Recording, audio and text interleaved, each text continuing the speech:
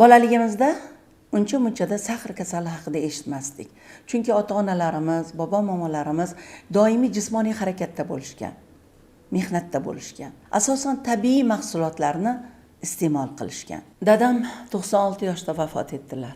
Lekin shu yoshgacha qandli diabet kasali nima ekanligini bilmadilar.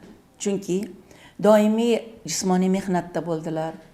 Asosan to'g'ri ovqatlandilar. Mabodo tanalarida qandaydir o'zgarish sezsalar, darrov damlamalarga murojaat qilardilar.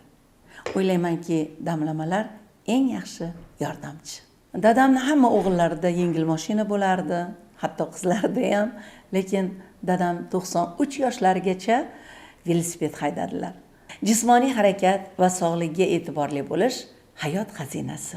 Endi ayni kunlarda bu qandli diabet kasalligi juda urchib ketdi. Juda ko'pchilikda eshityapmiz bu narsani. Ko'p qavatli uyda yashayotganlarda jismoniy harakat kam. Ayniqsa asabiylashish, stress, hayotdagi muammolar, ayniqsa o'sha vazn ortishi natijasida qandli diabet kasalligi kelib chiqar ekan. Men bugun sizlarga tavsiya etmoqchi bo'lganim fitodiabetik damlamasi aynan qondagi qand miqdorini kamayishiga katta ta'sir o'tkazadigan damlamadir. Mana shu damlama qondagi qand miqdorini kamayishida yordamlashadi. Aynan qand kasalligi bilan og'riganlar albatta muolajalar qilishadi, lekin mana shuni ichsa muolajalar yaxshi natija beradi. Men 62 yoshdaman. Doimiy jismoniy harakatdaman.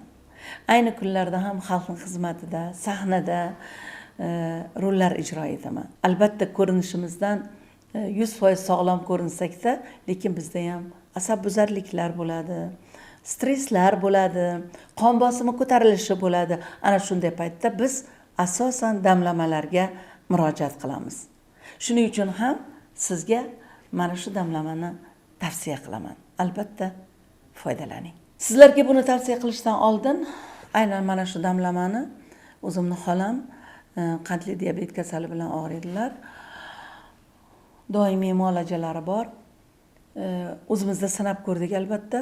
Ushbu damlamani 6 soat damlab qo'yganimizda xuddi mana shunday tusga kiradi. Buni 6 soatdan keyin bemalol choyday ho'plab ichasiz. Ichish yoqimli, ko'k choyni ichganday maza qilib ichasiz. Kun davomida 3-4 marta ho'plab ichsa, albatta natijasi chiroyli bo'ladi.